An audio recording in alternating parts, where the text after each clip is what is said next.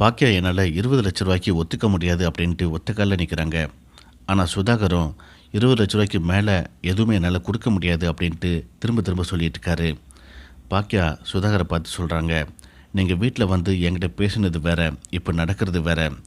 இந்த விஷயம் எங்கள் வீட்டில் உள்ளவங்களுக்கு தெரிஞ்சால் உங்களை என்ன நினைப்பாங்க, அதை பற்றி யோசிச்சு பார்த்தீங்களா அப்படின்னு சொல்லி கேட்குறாங்க. உங்கள் வீட்டில் உள்ளவங்க உங்களை நம்புறதை விட என்னத்தான் ரொம்ப நல்லாவே நம்புகிறாங்க. இதை நான் பல முறை பார்த்துருக்குறேன்.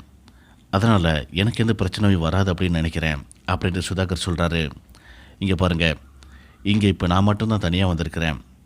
வீட்டுக்கு போயிட்டு பணம் என்னாச்சு அப்படின்னு சொல்லி வீட்டில் உள்ளவங்க கேட்டால் இந்த மாதிரி இங்கே நடந்த எல்லாத்தையும் நான் சொன்னேன் அப்படின்னா உங்களை எந்தளவுக்கு நம்புவாங்க அப்படிங்கிறத நீங்களே யோசிச்சு பாருங்கள். அது மட்டும் இல்லை, இந்த விஷயம் வெளி உலகத்துக்கு தெரிஞ்சால் எவ்வளோ பெரிய கோடீஸ்வரர் எத்தனை ரெஸ்டாரண்ட் வச்சு நடத்திட்டு இருக்காரு, ஒரு சாதாரண லேடியை ஏமாற்றி ரெஸ்டாரண்ட்டை பிடுங்கியிருக்காரு அப்படின்னு சொல்லிட்டு அதுக்கப்புறம் உங்கள் இமேஜ் என்னாகும் அப்படிங்கிறதையும் யோசிச்சு பாருங்க அப்படின்ட்டு பாக்கியா சொல்லிட்டு இருக்காங்க. போதும் நிப்பாட்டுங்க. திரும்ப திரும்ப நீங்கள் நான் ஏமாத்துக்கிறேன் அப்படிங்கிற மாதிரியே பேசுகிறத என்னால் கேட்டுட்டு இருக்க முடியாது. நீங்கள் சொன்ன அமௌண்ட்டை என்னால் தர முடியாது. ஆனால் 40 லட்ச ரூபா பணம் தரேன், டீலிங்கை முடிச்சுக்கலாம், ஓகேவா அப்படின்னு சொல்லிட்டு சுதாகர் கேட்குறாரு. இங்கே பாருங்கள், நல்லா ஓடக்கூடிய ஒரு ரெஸ்டாரண்ட் மெயின் இடத்துல இருக்குது. இதை எப்படி நான் இவ்வளோ ரேட்டு கம்மியாக கொடுக்க முடியும் அப்படின்ட்டு பாக்கியா கேட்குறாங்க. இங்கே பாருங்கள் சம்மந்தி, இதுக்கு மேலே நான் டீலிங் பேச விரும்பலை.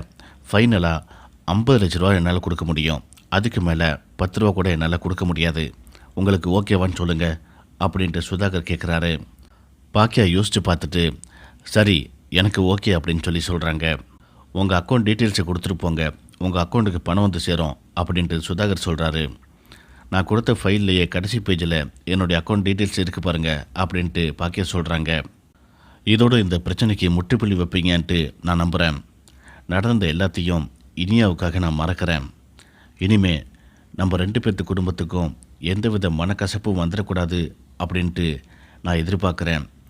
இதை நீங்கள் கடைப்பிடிப்பீங்க அப்படின்ட்டு நம்புகிறேன் அப்படின்ட்டு சொல்லிட்டு பாக்கியா அங்கேருந்து கிளம்பி போகிறாங்க. இதோட இந்த ப்ரோமோ முடியுது.